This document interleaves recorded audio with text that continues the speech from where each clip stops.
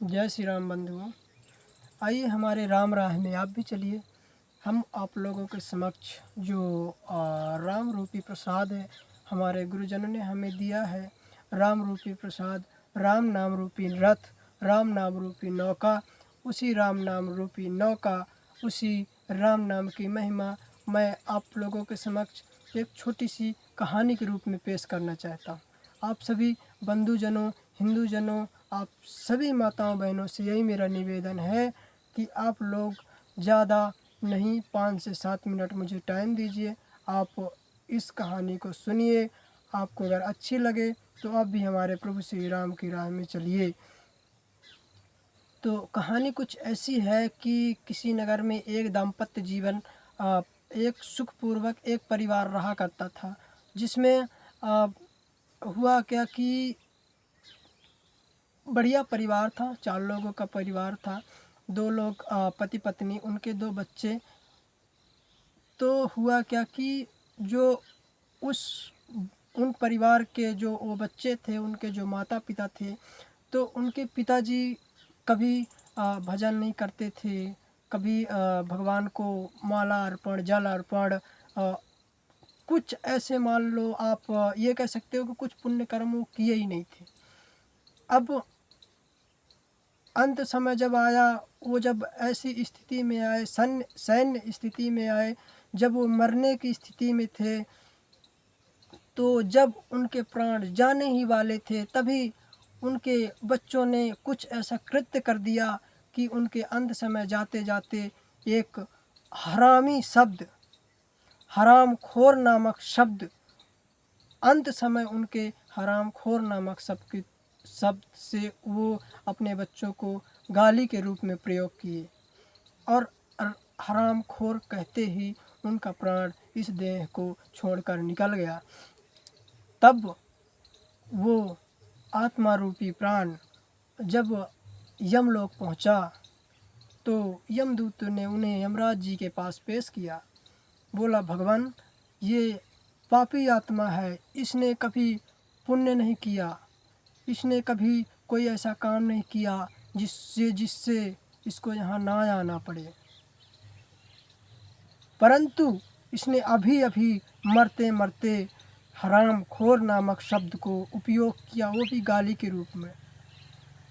तो श्री चित्रगुप्त जी, यमराज जी चित्रगुप्त जी से बोले कि देखिए चित्रगुप्त जी, आप इनका हिसाब कीजिए, कितना पुण्य किया, कितना पाप किए, इनका सारा लेखा जोखा आप देख के हमें बताएं।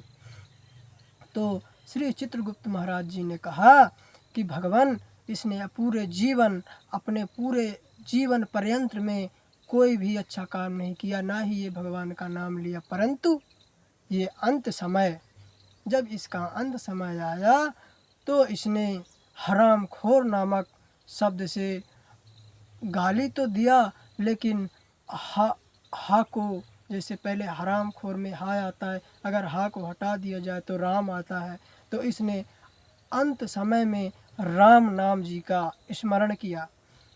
तो श्री यमराज जी ने बोले कि बताइए चित्रगुप्त जी, इसके एक राम नाम का फल क्या होगा। तो श्री चित्रगुप्त जी बोले, महाराज, मेरे को एक राम नाम का फल पता नहीं है, शायद आपको पता हो।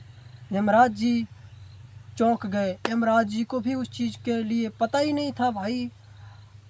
तो उन्होंने एक चीज़ ऐसा सोचा कि क्यों न इस आत्मा को लेकर चला जाए भगवान शिव के पास। अब श्री यमराज जी और वो पापी आत्मा पहुँचे भगवान शिव के कैलाश में।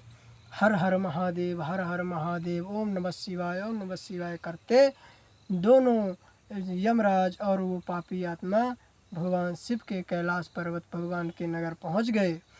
अब भगवान शिव को प्रणाम किया। भगवान शिव को प्रणाम करने के बाद यमराज जी बोले, भगवान, आप हमें ये बताएं कि ये पापी आत्मा हमारे यहाँ आया, पर इसने जीवन पर्यंत कोई पुण्य का काम नहीं किया, अंत समय में छोटा सा गाली के रूप में एक शब्द को प्रयोग किया जिसमें राम आता है।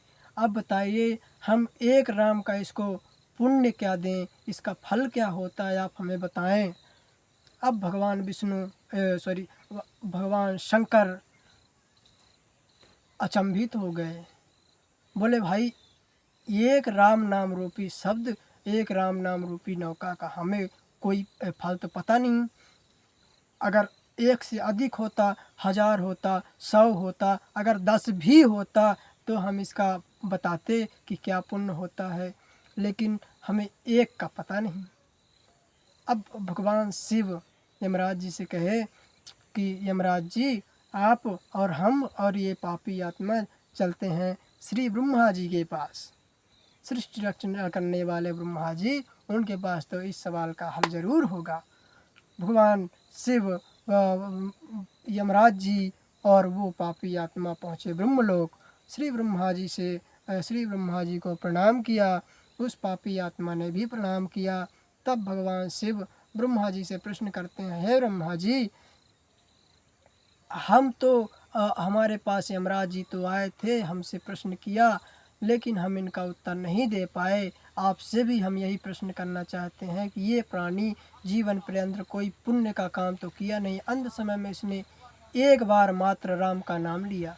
अब बताइए, एक बार राम के नाम का हम क्या फल दें इसे। तब भगवान ब्रह्मा जी भी आश्चर्य से देखने लगे।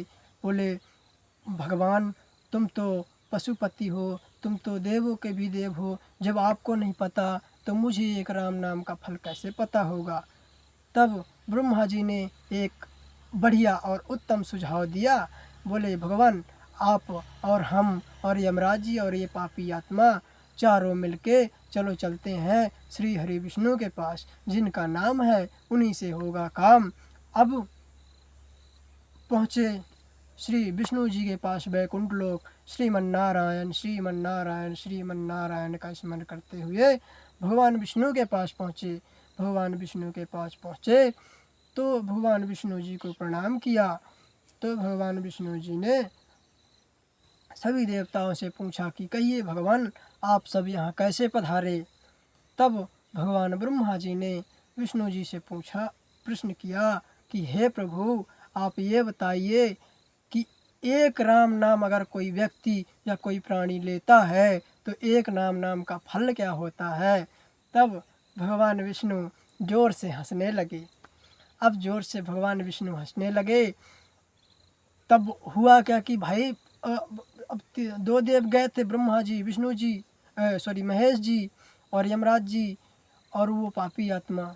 अब ये लोग तो कांपने लगे, भाई राजा के पास गए हैं, देवता हैं, तो उनके पास गए।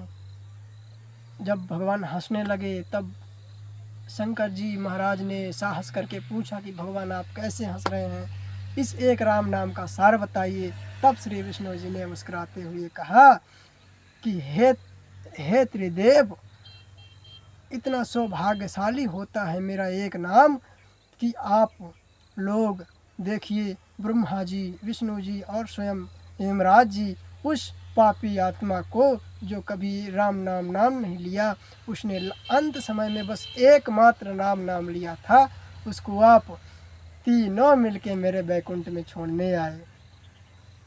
तो एक राम नाम रूपी नैया का इतना फल होता है कि स्वयं जगत नियंता जगदाधार के चरणों में जाकर सौंप देते हैं।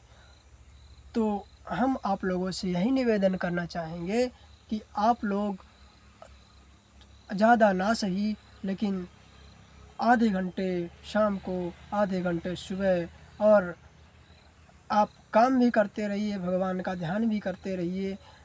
जीवन पर्यंत जितना भी हो सके भगवान का स्मरण कीजिए। हम तो करते ही हैं, हम तो भगवत मार्ग में हैं ही। आप लोगों का भी आह्वान करते हैं, आप भी इस मार्ग में जुड़ें, क्योंकि इस कली काल में यही एकमात्र फलदायक नाम है।